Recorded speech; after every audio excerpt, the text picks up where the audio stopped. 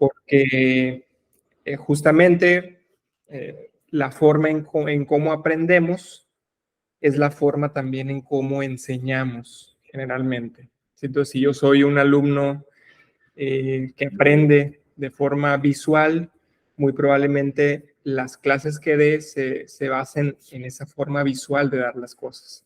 O si yo soy auditivo, o si soy kinético, o si soy activo, en otra clasificación que vamos a ver más adelante, pues yo aplicaré eso porque inconscientemente es lo que me funciona y es lo que yo creo que va a ser mejor para mis alumnos. Pero, ¿qué pasa, por ejemplo, que es el preámbulo de esto? ¿Qué pasa si yo soy activo, por ejemplo, o si yo soy kinético?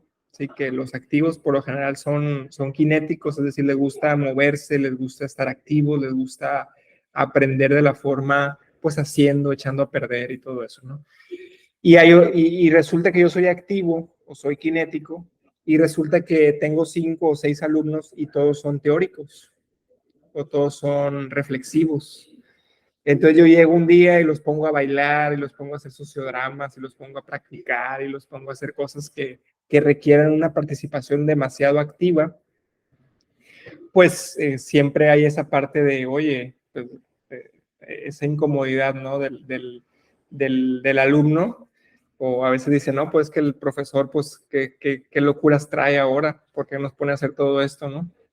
¿Por qué? Porque no se le ajusta tanto el estilo y la técnica didáctica que está enfocada a su estilo. Entonces, a lo mejor él aprendería mejor en exposiciones, por ejemplo, si son muy frecuentes estas partes con los reflexivos y los teóricos, o a lo mejor aprendería mejor con un resumen, él solo, o a lo mejor aprendería mejor con una tarea de un mapa conceptual, un mapa mental, pero él solo hacerlo, reflexionar él mismo y teorizar sobre ese estilo, ¿no? Entonces, he aquí, yo les quiero entender la importancia de conocer inicialmente a nuestros alumnos.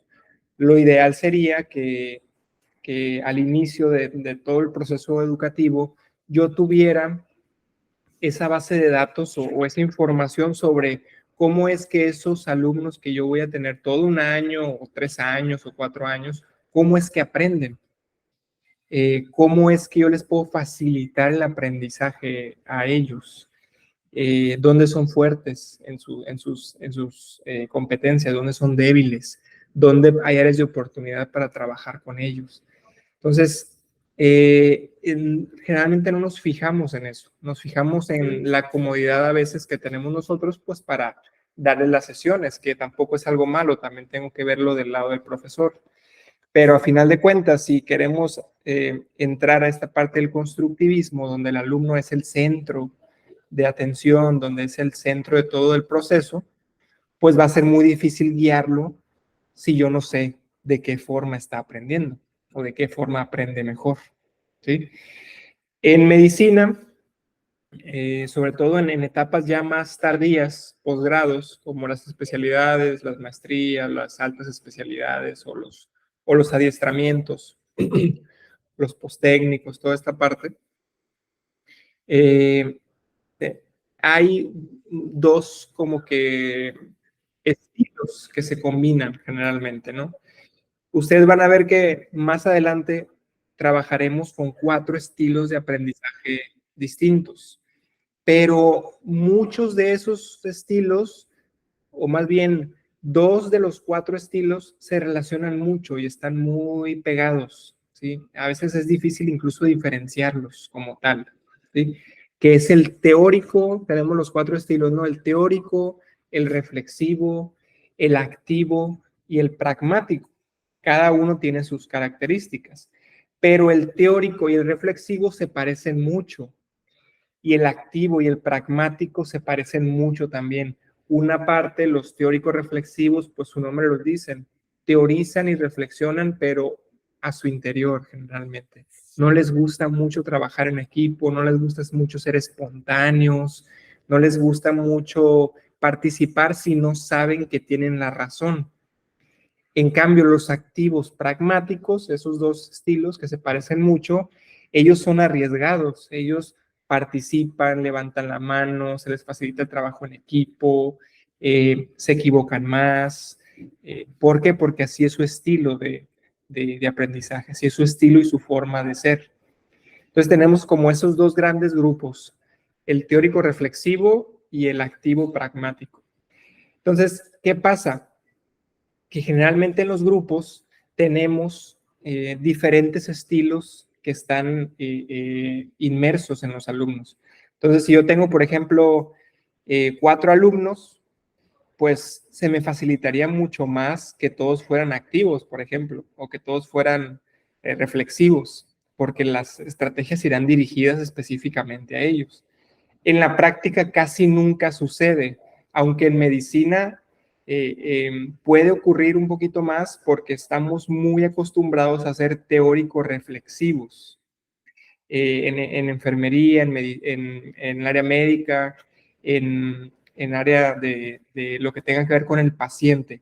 ¿Por qué? Porque por lo general se nos ha inculcado y es un gremio que principalmente teoriza, reflexiona y aplica directamente con el paciente, ¿sí? Generalmente no somos tan activos porque nos gusta primero llegar, por ejemplo, en el área médica, llegar a un diagnóstico antes de realmente hacer algo con el paciente. Y para llegar a un diagnóstico a veces, pues, tengo que aplicar más esa parte de la teoría, de la reflexión, de esa parte, ¿no? De primero saber qué es lo que estoy haciendo para después aplicarlo.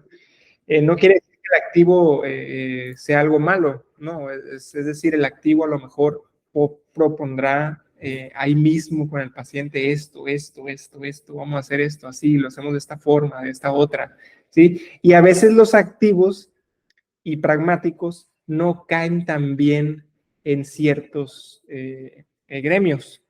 ¿Por qué? Porque estamos muy acostumbrados a otra cosa. Por ejemplo, aquí si vamos a un pase de visita en el área médica y de repente estamos con el paciente y de repente el alumno activo, pues él no tiene miedo, él se arriesga, así él dice esto y creo que esto se hizo mal y creo que esto. Entonces ya el profesor, los demás compañeros que son teóricos reflexivos, pues dicen, oye, tranquilo, vamos yéndonos parte por parte, vamos, no hables sin reflexionar antes, no hables sin teorizar, no hables sin evidencia, ¿no? Entonces, son simplemente choques de ese tipo de alumnos. Pero el medicina generalmente te van haciendo más teóricos reflexivos que activos pragmáticos. Entonces, estamos más acostumbrados a eso. Yo, por ejemplo, a ustedes, si les dijera qué preferirían hacer, si una exposición o un sociodrama, pues a lo mejor todos me dicen que la exposición, ¿sí? Porque no estamos acostumbrados a la otra parte y a veces ni siquiera lo conocemos, ¿no? O de repente, a ver, explícame esto vas a explicarme el lavado de manos con una canción, por ejemplo. Vas a componer una canción para el lavado de manos. Entonces dices, bueno, el activo pragmático, sí, claro, yo lo hago y lo hacemos y cantamos y todo. Y el teórico reflexivo va a estar diciendo, no, pues qué payasada está diciendo el profesor. Sí, esto no va por ese lado. Entonces, son diferentes estilos, son diferentes maneras y cada una, pues cada uno de nosotros tendrá un estilo distinto. De hecho, la tarea principal de la unidad 3 es que ustedes identifiquen su estilo de aprendizaje y eso se resuelve a través de una liga a una aplicación que los va a mandar a la aplicación para que ustedes resuelvan las preguntas y les digan a ustedes qué tipo de estilo les predomina.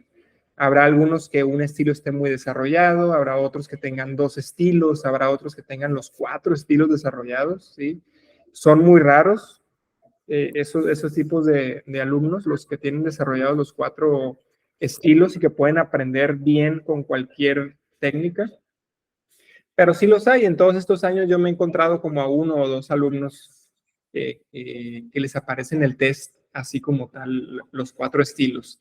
Lo más probable es que a ustedes les aparezca el teórico reflexivo como tal. Entonces, esa es la tarea de esta semana, la primera tarea. Y la segunda tarea es sobre un ciclo que vamos a ver el próximo jueves, que le llamamos el ciclo del aprendizaje o ciclo del ERCA.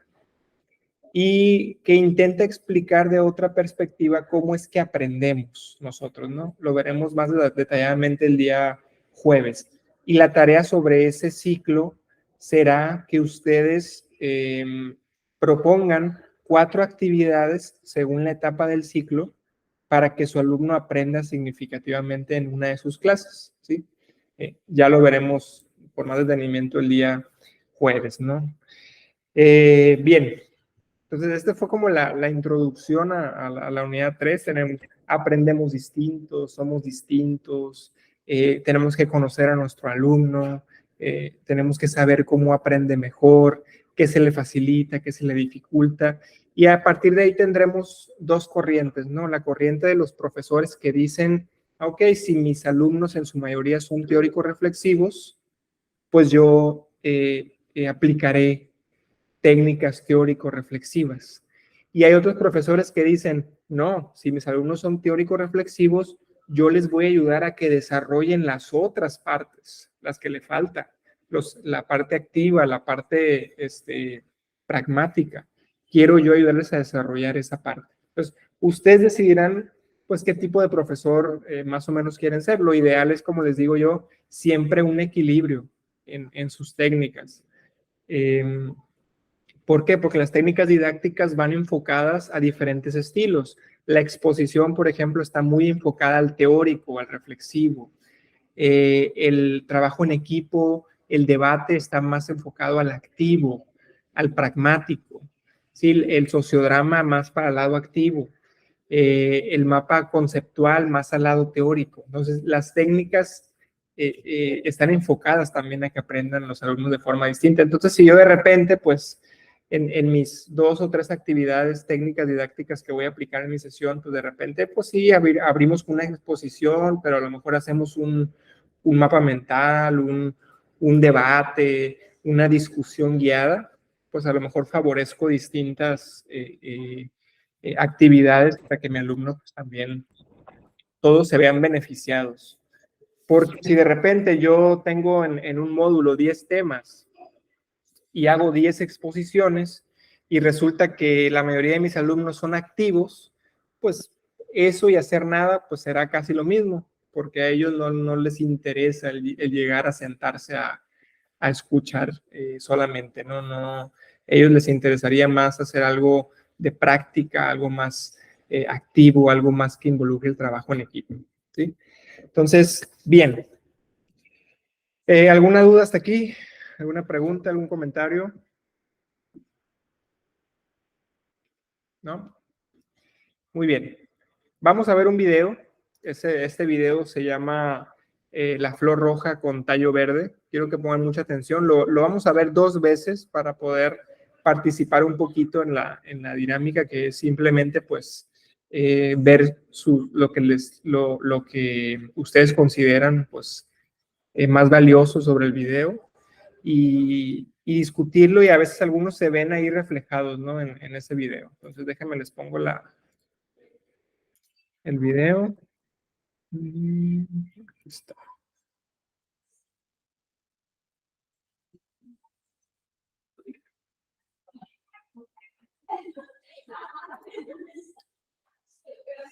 Si no se escucha, me dicen, ¿no? Para ver si lo transmito desde otra laptop, ¿no? Sí, entonces lo voy a poner así rápido a ver si lo pueden escuchar.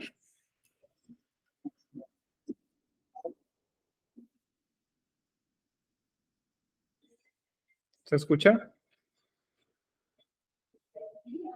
¿No se escuchó? No. Bien. No. Bien, déjame lo pongo en el celular entonces para que sí se escuche bien.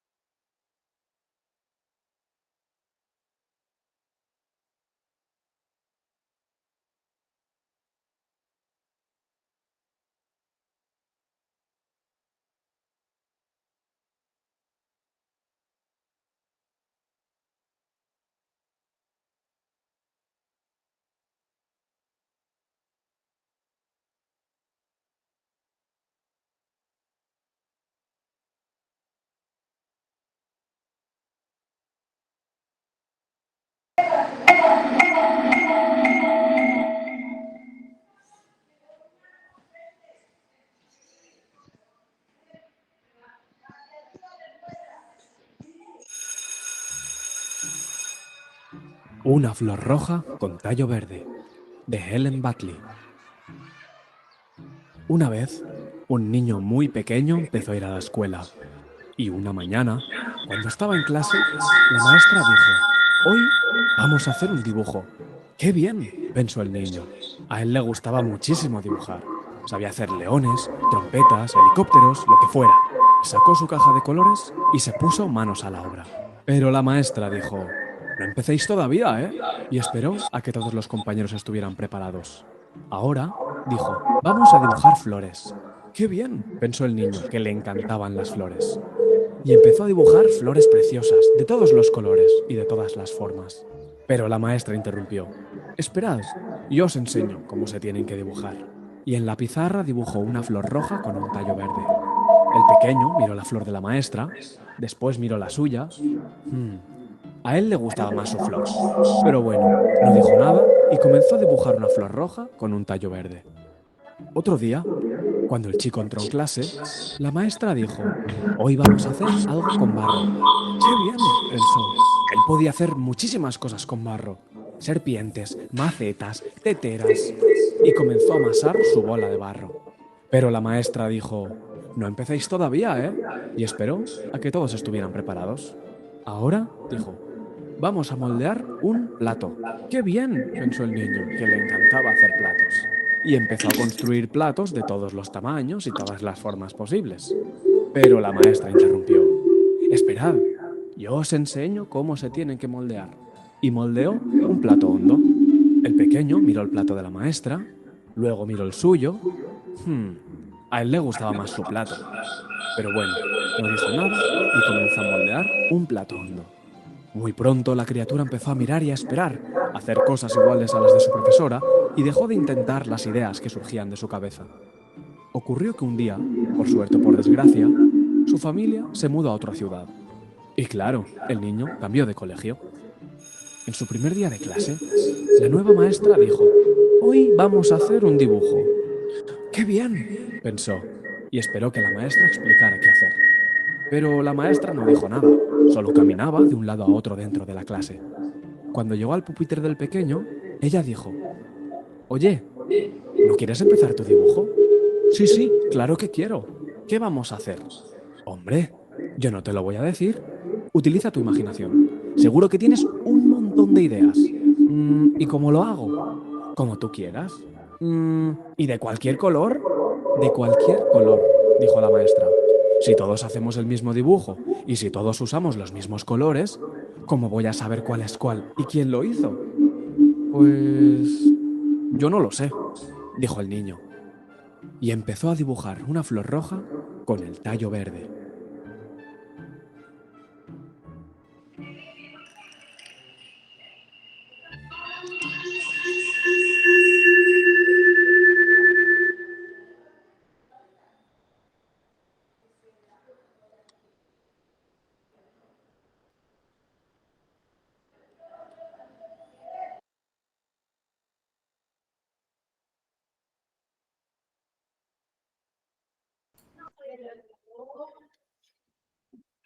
No sé por qué de la computadora los videos no los transmite.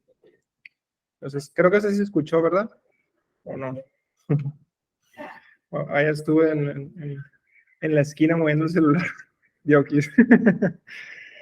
Bien, entonces el video muestra pues un escenario que a lo mejor alguno de ustedes pues se ha enfrentado, ¿no? Una parte pues la idea constructivista y por otro lado la idea conductista. Y cómo los niños, afortunada o desafortunadamente, se adaptan rápido a los diferentes escenarios, sobre todo hablando de niños, en este caso, ¿sí? ¿Por qué? Porque puede ser que a lo mejor un niño, no sé, de primero de primaria, sea teórico, reflexivo, y en segundo año le tocó una maestra que era activa y que hacía esas actividades distintas. El niño rápidamente cambia y rápidamente se involucra y rápidamente tiene esa facilidad. Nosotros de adultos, que estamos enfocados en la educación de adultos, pues no es tan rápido ni es tan fácil. En ellos sí, sí es posible. y más tiene que ver, obviamente, el ambiente. En este caso, nuestro ambiente de la medicina, pues es teórico-reflexivo generalmente. Entonces, pues nos empujará, en caso de ser activos, nos empujará a ser teórico-reflexivos por el ambiente en el que estamos inmersos, ¿no? Entonces, me gustaría saber un poquito su opinión sobre el video, qué les pareció esa parte, ¿no? Del cómo a veces los niños, pues, son de una forma y los hacemos de otra, los forzamos o los guiamos de una manera que no, que ellos, pues, no, a lo mejor fueran mejores si pudiéramos potenciar esa habilidad que tienes. Vamos a empezar con Alejandro por aquí. ¿Qué le pareció?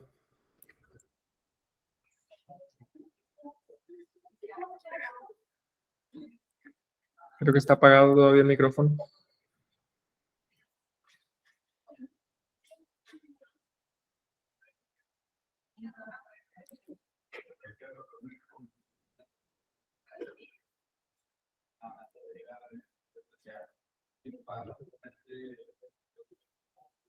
Bueno, ahorita vamos con usted, Alejandro, vamos con Mara.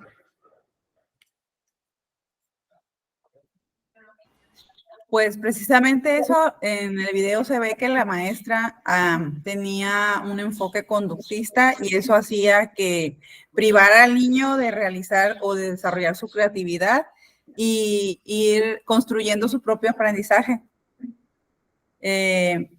Y ya cuando llega a la otra escuela, pues el niño ya no sabe de qué manera actuar, espera a que la maestra dé indicaciones porque él así inició su educación de una manera conductista y truncó su enfoque, vaya, que él traía nato, que era constructivista, de él solo construir su conocimiento. Okay. Sí, entonces, coincido con usted que muchas veces sí es importante identificar la manera de aprendizaje de cada individuo para guiarlo y llevarlo de la mejor manera para que logre su aprendizaje efectivo o significativo. Bien, como dice, ya lo traía él de forma natural, de forma nata, esa de hacer las cosas, ¿no? Entonces, ¿qué hicimos? Pues le cortamos las alas al niño y no sabemos el potencial que le quitamos en ese tiempo que estuvo con la maestra de esa forma. Creo que ahí se escucha ya, Alejandro. Sí, tenía un problema ahí con el micrófono, no podía activar. No, pues sí, el niño, pues, es un niño muy, pues por lo que veo en el video, es un niño que estaba, pues, por encima ahí en conocimientos y pues la maestra lo limitó, o sea, después siguió, o sea, estaba esperando la indicación de la maestra, estaba limitado por ella. Así lo vi yo. Sí, ya después no sabía ni cómo actuar, ¿no? Cuando era algo que inicialmente le salía de forma espontánea a él. Entonces, a veces, de forma intencionada o no, limitamos a esos alumnos y a veces no me dejarán mentir, puede ser que ese alumno, por ejemplo, en el caso del niño, yo me he topado alumnos que están conmigo y la realidad es que yo soy teórico reflexivo. Mi estilo de aprendizaje cambió mucho. Yo recuerdo que en su momento un profesor en la prepa nos hizo el estilo de aprendizaje y yo era activo. Entonces, lo tengo muy presente porque era de los pocos profesores que hacía cosas distintas, que al menos a mí en lo personal me gustaba porque yo era muy del trabajo en equipo, yo era de levantar la mano espontáneamente, de hablar, de todo eso me gustaba mucho, ¿no? Y ahora, hace 4 años que volví a hacer el test, ahora justamente cuando nos enseñaron esos tipos de test de aprendizaje y estilos, pues soy teórico reflexivo. Yo dije, ¿qué pasó? ¿Sí? ¿Qué pasó? Y la verdad es que el ambiente, pues, influyó en mí para hacerme de esa forma. Y yo creo que ya no voy a volver a ser activo como tal, porque me siento muy cómodo aprendiendo de la forma teórica reflexiva. Entonces a lo que iba es que me llegan alumnos residentes, me llegaban en su momento cuando cuando estaba directamente de operativo. Y había alumnos que eran muy activos, ¿no? Que de repente yo estaba escribiendo una nota y él platicando con el paciente y diciéndole y levantándose y revisándola y así le vamos a hacer y qué toma y esto y bla, así. Muchas cosas propias del activo, ¿no? ¿Qué toma de tratamiento? No, esto, no, yo creo que le va a ir mejor con esta otra cosa. Y yo, y yo así, pues todavía no le damos tratamiento, decía yo. Y a veces incluso lo tenía que limitar yo, lo cual no es correcto hasta cierto punto, ¿no? De decir, oye, pues vamos a lo mejor guiarlo mejor, ¿no? Vamos viendo primero, pues, qué tiene y ya después le empiezas a dar todas las indicaciones que tú consideres pertinentes, porque a lo mejor tú estás pensando una cosa y la estás diciendo y porque te gusta participar, eres muy activo y proactivo y todo eso, pero a lo mejor yo estoy viendo otras cosas aquí en su expediente que me hacen irme por otro tratamiento y tú ya estás diciendo otra cosa. Entonces ya empezábamos a chocar. Entonces, ¿qué pasa ahí? Pues yo obviamente directa o indirectamente lo estaba haciendo él teórico reflexivo, que pensara un poquito más por ese lado. Lo cual tampoco es malo, ¿no? No vamos a decir que es malo, pero sí a veces los limita mucho. ¿Qué hubiera sido lo adecuado? Y pues guiarlo a lo mejor y decirle, oye, primero pues platica con él y todo, pero cuando vayas a sugerir algo, pues mejor nos esperamos para ver todo el contexto para sugerir tratamientos o para sugerir pruebas o algo por el estilo, pero todo lo demás tócalo y hazlo como tú lo consideres bien. Nada más esa parte vamos a hacerlo de otra forma, porque yo trabajo de otra forma, ¿sí? Cuando él sea activo, cuando él sea de base y tenga su propio consultorio y atienda a sus pacientes, pues él sabrá cómo es que hace esas cosas, ¿no? Pero ahí es cuando la mayoría de los médicos ahí pues dicen, no, oye, no, tranquilo, no digas esas cosas, no nos lancemos así, no somos tan activos, vamos a pensar. Y eso pues el alumno como que sí lo siente, ¿no? De decir, como que no me dejan ser o el doctor me está limitando o algo por el estilo. Hay que buscar las formas ahí de cómo hacerlo, porque a veces esos compañeros que están participe y no se callan en la clase, ¿sí?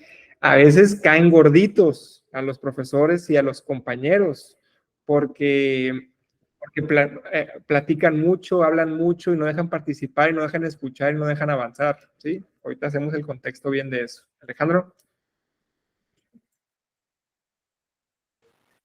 Sí, bueno, nosotros tenemos un residente ahí que es muy activo y pues, en ocasiones comenta cosas, pues, y en urgencias, por ejemplo, si quiere llegar a un diagnóstico, piensa que se necesita hacer este estudio, pues comenta, no, se lo hicieron y nosotros tratamos pacientes graves, pues si el paciente se muere, va a decir, pues se murió porque no le hicieron esto. Entonces, fíjate bien lo que comenta, le digo. No, a veces esto mete en problemas, pues. Sí, y es donde debemos de guiar y no tanto limitar, porque a lo mejor el estudio que proponía él, pues era bueno, era adecuado, pero sabes que no lo tenemos aquí, no lo hacemos, o sí, puede ser que se nos haya pasado, sí se nos pasó a hacerlo, no lo hicimos, pero pues no nos evidencies delante del paciente, ¿verdad? Entonces tenemos que buscar la forma de no limitar a ese alumno, no limitarlo, pero también hacerle ver pues que hay momentos, sobre todo en áreas delicadas, que pues puede ser activo en otras cosas, excepto en ciertas cositas de tratamiento o de pronóstico, por ejemplo, ¿sí? También por ese lado. Y todos tuvimos compañeros así, todos tuvimos compañeros que eran muy activos, que participaban mucho, que a lo mejor ya el profesor hace una pregunta y tú ya sabías que él iba a participar. ¿Por qué? Porque él siempre participaba, porque él le gustaba esa parte y a lo mejor todos sabíamos la respuesta, pero yo como teórico reflexivo o como teórico o como reflexivo puramente, pues generalmente me espero, ¿sí? Generalmente no soy tan espontáneo. Ya a lo mejor ya cuando vi que nadie responde y volteo para todos lados y que nadie responde, a lo mejor ya levanto la mano así como que, sí, yo estudié, sí, pero el teórico reflexivo así es, más el reflexivo todavía, que generalmente se espera más todavía a saber que ya es un escenario en el que puede participar y que va a ser segura su respuesta porque la conoce y porque sabe que es lo correcto. Y el activo no, y el pragmático tampoco. El activo, de repente alguien hace una pregunta y el activo responde como si fuera una respuesta correcta, aunque esté mal. Que preguntas algo y dice, no, es esto. Y lo dijo muy seguro, lo dijo con una seguridad muy, muy buena y pues no. Le dice, no, es que no es correcto, ¿sí? Que también el hecho de decir a veces al alumno que no está en lo correcto o que su respuesta es incorrecta, a lo mejor lo hacemos de forma muy dura. Lo que generalmente se recomienda ahí es que le saquemos el provecho a la respuesta aunque esté equivocada, ¿sí? ¿Por qué? Porque generalmente hay pocos alumnos que participan en las clases, en las sesiones, en los pases de visita, siempre hay ese miedo. Y los pocos que se aventuran a responder, o en cualquier clase donde ustedes quieran, en el escenario que ustedes digan, los pocos que se aventuran a responder reciben no, eso es incorrecto, está mal. ¿Sí? Entonces, eso, aunque es correcto corregir al alumno, a veces los limita el hecho de decir, pues me dijo que me equivoqué, entonces ya participo menos. Entonces, lo que yo les recomiendo ahí es que todas las respuestas tienen un valor y ese valor tratar de encaminarlo a ese valor. Decirle, ¿sabes qué? Pues es muy valioso lo que dijiste, es importante. Le podemos sacar este provecho, pero la respuesta va más por este lado. ¿Qué opinas? Y le regresas la respuesta, ¿sí? O sea, a veces damos con las formas de cómo decimos, porque si somos mucho así de decir no es correcto, estás equivocado, esa respuesta es errónea, o estás bien mal, así como tal, pues se hace un ambiente difícil para el aprendizaje. Entonces estos alumnos pues batallan más para aprender todavía. Y esto pues lo del video es también para que ustedes vean que tenemos alumnos que son así, tenemos alumnos que son un poquito más callados, más teóricos, más reflexivos, algunos activos, pragmáticos, y pues tendremos que conocerlos, tendremos que saber que ahí están, que existen y que aprenden a lo mejor de forma distinta a como yo aprendo. Y eso pues también es bastante valioso en el aula, ¿sí? El yo aventurarme a otros estilos de aprendizaje, pues será también bueno el estarlo haciendo, ¿sí? Bien, muchas gracias. Entonces, ese video los invito yo a que vayan ustedes, está en su plataforma, lo vean otra vez y a veces por ahí lo guarden, pues para que sepan de esta parte, ¿no? Y no ser ese maestro que limita al alumno y al contrario, ser el profesor, pues que los potencia un poquito más. Entonces, dentro del aprendizaje, tenemos algo que llamamos la jerarquía de la competencia o las 4 etapas para desarrollar una habilidad, ¿sí? Los alumnos y todos nosotros pasamos por estas etapas para convertirnos en expertos en un área, ¿sí? Entonces, inicialmente cuando algo se presenta que es nuevo para nosotros, pues decimos que es algo en el que somos inconscientemente incompetentes. ¿Esto qué quiere decir? Pues que yo no sé que no lo sé, ¿sí? Por ejemplo, si yo soy un niño pequeño, dando un ejemplo vivencial de la vida diaria, y yo jamás he visto una bicicleta, pues yo soy inconsciente de que existe una bicicleta. Entonces soy inconscientemente incompetente porque no sé que existe y tampoco sé andar en ella, obviamente porque yo no sé que existe, ¿sí? Entonces ahí iniciamos la mayoría en todos los tipos de aprendizaje. Somos inconscientemente incompetentes, es decir, no sabemos que no sabemos. Después, de repente tuvimos una experiencia o una vivencia con ese tema, en este caso continuando con el ejemplo de la bicicleta, De repente yo vi pasar una bicicleta o la vi en un centro comercial y la veo y digo, pues, ok, esto es una bicicleta, pero yo no sé andar en bicicleta, ¿sí? Entonces, ahí ya soy conscientemente incompetente, que es el segundo escalón. Es decir, yo ya sé que existe la bicicleta, ya sé que puedo andar en ella, pero no sé andar en la bicicleta, ¿sí? Entonces, yo ya soy conscientemente incompetente. Es decir, yo sé que no sé, ¿sí? Entonces me propongo en el hecho de andar en bicicleta y me empiezo a subir y me empiezo a caer. Y me subo y me caigo y me subo y me caigo, que generalmente eso se aprende cuando somos niños, porque los niños son más propensos a salir victoriosos de la derrota y de seguirlo intentando. Un adulto que nunca ha andado en bicicleta, en cuanto se suba y se caiga, va a ser muy difícil que se vuelva a subir, porque primero duele más el trancazo, primero, y segundo, pues obviamente no quiero volverme a caer, ¿sí? Y más si pasó alguien por ahí, me vio y se rieron de mí, pues menos todavía. Y al niño no, el niño se cae, se raspa, se corta, se pega en la cabeza y se levanta y vuelve a andar y vuelve y vuelve y vuelve. Y no le pasa pues casi nada, ¿no? ¿Por qué? Por la voluntad de querer hacer las cosas, ¿sí? Que se va perdiendo a veces mucho cuando vamos creciendo. Entonces el niño se empieza a subir, a caer, a subir, a caer, hasta que, ¿sabes qué? Llega un punto en que sabe andar en bicicleta, pero todavía no es un experto.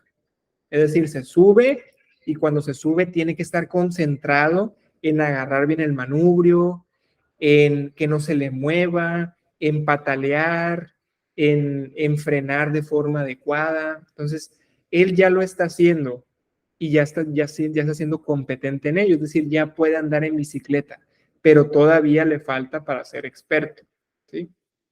Ahí estamos en el tercer escalón, conscientemente competente. Entonces, yo ya sé cómo hacerlo y lo estoy haciendo, ¿sí? Pero me tengo que concentrar mucho para hacerlo todavía, ¿sí? Con el paso del tiempo y siguiéndolo, haciendo esa actividad, pues yo llegaré a un punto en que me vuelvo inconscientemente competente.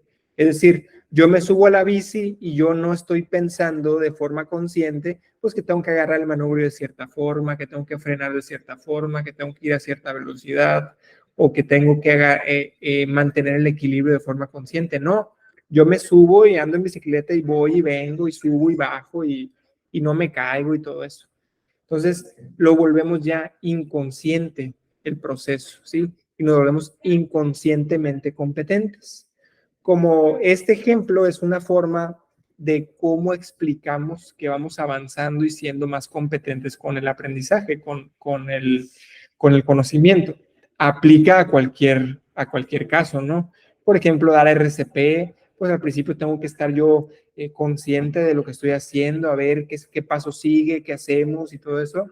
Y de repente ya cuando di 15, 20, 30 veces RCP, pues ya sé lo que tengo que hacer. O al canalizar a un paciente con un catéter, eh, al principio cuando estoy aprendiendo a ver dónde está la vena, es una vena adecuada, aquí puedo, tengo que poner el bisel de esta forma, tengo que poner así.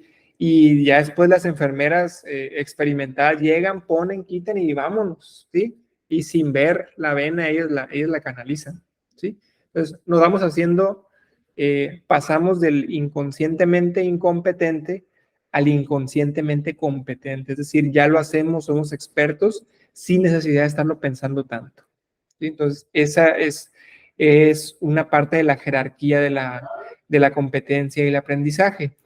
¿Y cómo es que logramos llegar a eso? Pues para lograr llegar a eso, pues tenemos que pasar por un proceso de aprendizaje. Y ese aprendizaje, pues tenemos que conocerlo para saber cómo es que logramos obtenerlo, ¿sí? Déjenme les pongo aquí.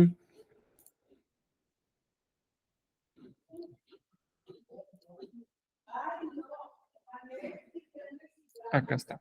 ¿Sí? Entonces, la clasificación más importante y más conocida de cómo de esta parte del aprendizaje de los estilos es la clasificación sensorial, que los divide en tres: visual, auditivo y kinestésico. Y estas no es necesario explicarlas, ¿sí? El visual aprende más viendo, el auditivo escuchando, hay audiovisual, que pues son una combinación de ambas, y el kinestésico, pues haciendo, practicando, ¿sí? Esa es la forma en cómo aprenden más, de forma más significativa. Entonces, esa es una clasificación que ustedes pueden conocer, que si ustedes los clasifican a sus alumnos de esa manera, pues está perfecto. Hay instrumentos que se pueden utilizar para saber si el alumno a cuál de esos tres pertenece, pero no, a veces no hay más, no nos tenemos que ir más allá que preguntarle al alumno, oye, ¿cómo aprendes mejor? ¿Leyendo, escuchando o haciendo las cosas? ¿Sí? Y el alumno a lo mejor en ese momento no sabe cómo es que aprende, y a lo mejor te dirá, no, pues soy visual, o soy kinestésico, o soy auditivo, ¿sí? Pero ya despiertas en él algún interés de saber, oye, ¿cuál seré? ¿Seré visual, seré auditivo o kinestésico? Y uno se pone a pensar, ¿cómo aprendo mejor? A ver, viendo, escuchando o haciendo las cosas, ¿sí? Y eso pues va facilitando también a los profesores el trabajo, porque el alumno, si también el alumno se conoce, pues a lo mejor el alumno comienza a entender por qué no aprende con ciertas técnicas y empieza a dejar de lado algunas frustraciones que tienen los alumnos, que es decir, a ver, ¿por qué no le puedo entender a ese profesor? ¿Sí? Si los demás le entienden perfectamente, ¿por qué yo no le entiendo? Lo más probable es que el profesor tenga una forma, un estilo distinto a ese alumno y los otros alumnos se ajusten bien a ese estilo del profesor. Esa es una causa muy común del por qué el alumno te dice, oye, es que a ese profesor no le entiendo, ¿sí? Pues probablemente sus sesiones y sus estilos sean diferentes. Es una forma rápida de decirlo, ¿no? Aunque pueda haber muchos otros factores que influyan ahí. Y tenemos la otra clasificación, que esta clasificación la propuso Alonso Gallegos y Honey, en donde dividen a los alumnos en 4 grupos. Los activos, que son individuos que se implican plenamente en nuevas experiencias, son improvisadores, son descubridores, arriesgados, espontáneos. Los reflexivos, que son individuos a los que les gusta observar las experiencias desde diferentes perspectivas. Ellos generalmente son los últimos que participan porque les gusta saber cuál es el punto de vista de todos para poder yo reflexionar en ese punto. Son más que todo ponderados, son analíticos, son asimiladores y son muy prudentes en sus intervenciones. Los teóricos, pues son ellos... se les facilita más esta parte de las teorías lógicas, complejas, el llevar un seguimiento, ellos aprenden mucho con algoritmos, por ejemplo, de una serie de pasos, de cómo se hacen las cosas, o es la forma en cómo ellos intentan comprender lo que está pasando. Es decir, son metódicos, son lógicos, son disciplinados y son muy críticos también. Y los pragmáticos son aquellos que aplican las ideas. Les gusta estar haciendo, ¿no? Son los que son prácticos, directos, son eficaces, son rápidos, son decididos y son planificadores. Entonces, si se fijan, a veces es difícil distinguirlos un poco del activo y del pragmático, por ejemplo. Los dos son muy, por así decirlo, son muy activos. Los dos son directos, son eficaces, son realistas, son rápidos, son espontáneos, ¿sí? Pero, ¿cuál es la principal diferencia entre ellos dos? Que el pragmático va más allá que el activo. El activo, por ejemplo, si de repente hacen una pregunta y el activo rápido levanta la mano y responde, y es correcta esa respuesta, el activo por lo general, pues ahí se queda, ¿sí? En esa parte de, ok, es correcto, perfecto, ahí me quedo. Y el pragmático, además de hacer eso, va y pone en práctica eso que descubrió, o eso en lo que está en lo correcto, ¿sí? Son los más de por ahí dice, son más de hacer manitas, ¿sí? Son más de llevar a la práctica esa parte que están viendo, ¿no? Y el activo a lo mejor no llega tan allá de llevarlo a la práctica como tal, pero se parece mucho de ese estilo. Y el reflexivo y el teórico, pues el teórico y el reflexivo son menos espontáneos, son disciplinados, son asimiladores, ¿sí? Entonces se parecen mucho entre ellos, entre los estilos, pero el teórico se beneficia más de cosas que llevan una estructura, de que llevan una metodología, una forma de hacer las cosas. Y el reflexivo, además de ver eso, pues lleva un poquito más allá la parte de el reflexionar de ver el por qué pasan esas cosas, el cómo se pueden hacer mejor las cosas y el cómo puedo aplicarlo, cómo puedo llegar a aplicarlo, ¿no? En su momento, ¿sí? Entonces, esos son, según Honey y Alonso, esos son los 4 estilos de aprendizaje. Y algunos de ustedes pues cabrán en 1, 2 o 3 o en 4 estilos. Pero esos son los estilos que conocemos, ¿no? La clasificación que tenemos ahorita. A final de cuentas, les digo, estas sesiones son para venir a ver un poquito sobre todo esto de lo que se ve en cada una de las unidades, pero a ustedes les corresponde pues ir a revisar el material, leerlo y sacarle el mejor provecho posible. Entonces, ¿yo qué les puedo decir? Los alumnos aprenden de forma distinta, enseñamos de forma distinta nosotros. Tenemos que conocer a nuestros alumnos para ver cómo es que aprenden, para ver qué es lo que se les facilita más a ellos, para ver si me puedo adaptar yo a ellos y realmente ofrecerles algo mejor en el estilo. El saber si el alumno se rezaga o si va retrasado en alguna de sus pendientes o tareas o formas de aprender, pues saber que a lo mejor puede ser que vaya por el estilo de aprendizaje. También el hecho de variar las cosas que hago en mis sesiones, ¿sí? Dominen unas 4 o 5 técnicas y que esas técnicas sean variadas, que beneficien a todos los estilos. Será mucho mejor que solamente quedarnos con nuestro mejor estilo de aprendizaje. Y hay esa invitación.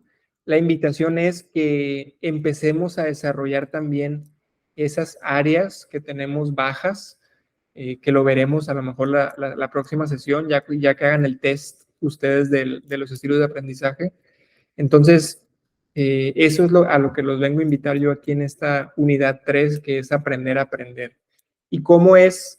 Pues que hay diversas teorías para intentar explicar cómo es que aprendemos y nos hacemos expertos en ese tema. Una de ellas, pues, es la que les mencioné hace rato, que es la jerarquía de la competencia o las etapas para desarrollar las habilidades. Y la próxima sesión veremos la otra teoría de las más utilizadas, que es el ciclo del aprendizaje o también llamado ciclo del ERCA, ¿sí?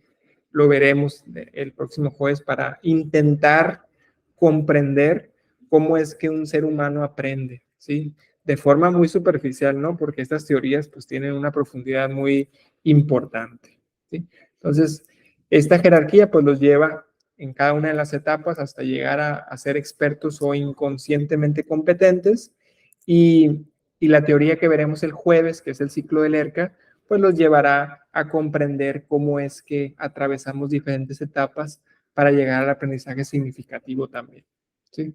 Entonces, ¿alguna duda hasta aquí? ¿Pregunta? ¿Comentario?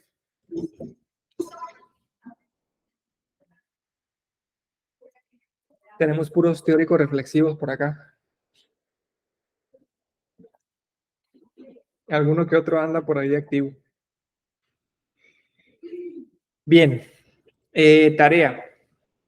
Hacer el test de los estilos de aprendizaje. Ahí está en su plataforma, ahí viene como tal. Estilos de aprendizaje es un enlace que los va a llevar a una página para resolver su estilo de aprendizaje. Tómenle captura de pantalla porque al final les aparece, cuando terminen el test, les aparece su resultado en la pantalla. Cuando le dan ustedes a avanzar, ese resultado ya no les aparece y les aparece un archivo en Excel que no está tan bonito como la pantalla que les apareció, solamente les dice, sacaron tanto en tal parte, ¿no? Y el otro no, el otro se los pone por colores, por barras y todo, ¿no? Entonces, tómenle captura, tómenle foto a ese resultado y es el que van a subir a esa tarea respondiendo las 2 o 3 preguntas que vienen ahí. Entonces, la tarea es responder las preguntas y poner y pegar ahí su resultado, ¿sí? Para poder conocerlos yo también. ¿Sí? No, de forma virtual es difícil hacer otras dinámicas, otras cosas que no sean muy teóricas, reflexivas, pero a lo mejor por ahí nos ponemos a hacer un sociodrama virtual o los pongo a cantar por aquí, por el, por el, por el, por el internet. ¿Sí? Y es cuando los teóricos reflexivos empiezan a sufrir, ¿verdad? En esa parte. Bien, entonces, pendiente esa tarea, terminar las tareas pendientes, entren a la plataforma constantemente, den clics para poder que les parezca activos. Ahorita no hemos tenido problemas, pero para evitarnos también. Y nos veríamos el día jueves con el ciclo del ERCA. ¿Sí? Por favor, revísenlo. Hay un video nada más. Si ustedes ven el puro video, con eso tienen para venir a la clase. Es un video que viene ahí también. Dura como 8 o 10 minutos. Entonces, es muy, muy fácil de comprender. Si son audiovisuales, ¿no? Si son prácticos, batallarán un poquito más. ¿Sí? Por ese lado. Entonces, nos vemos el día jueves. Gusto en verlos y veremos el ciclo del ERCA. Saludos a todos.